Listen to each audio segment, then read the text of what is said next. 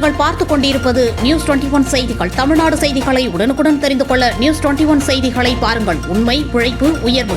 நாமக்கல் மாவட்டம் ராசிபுரம் ஒன்றியம் முத்துக்காளிப்பட்டி பஞ்சாயத்தில் சிறப்பு கிராம சபை கூட்டம் நடைபெற்றது. கூட்டத்திற்கு பஞ்சாயத்து துணைத் தலைவர் சிலம்பரசி மற்றும் அதிகாரிகள் கிராம சபை கூட்டத்தை நடத்தினர். இந்த கூட்டத்தில் 50க்கும் மேற்பட்ட பொதுமக்கள் கலந்து கொண்டனர். இதில் கிராம வளர்ச்சி திட்ட பணிகள் குறித்து ஆலோசிக்கப்பட்டது. அப்பொழுது கிராம மக்கள் முத்துக்காளிப்பட்டி பஞ்சாயத்தை ராசிபுரம் நகராட்சியுடன் இணைப்பதற்கு எதிர்ப்பு தெரிவித்து கோஷங்களை எழுப்பி ஆர்ப்பாட்டத்தில் ஈடுபட்டனர். இதுகுறித்து பெண்கள் கூறுகையில், முத்துக்காளிப்பட்டி பஞ்சாயத்தை நகராட்சியுடன் இணைத்தால் தங்களுக்கு 100 நாள் வேலை கிடைக்காது எனவும், வீட்டு வரி, சொத்து வரி, குடிநீர் வரி ஆகியவை உயர்வு ஏற்படும் எனவும், கூலி தொழிலாளர்கள் அதிகம் வாழும் இந்த பஞ்சாயத்தில் பெண்களுக்கு 100 நாள் வேலை கிடைக்கவில்லை என்றால் வாழ்வாதாரம் பாதிக்கப்படும் எனவும் கூறினர்.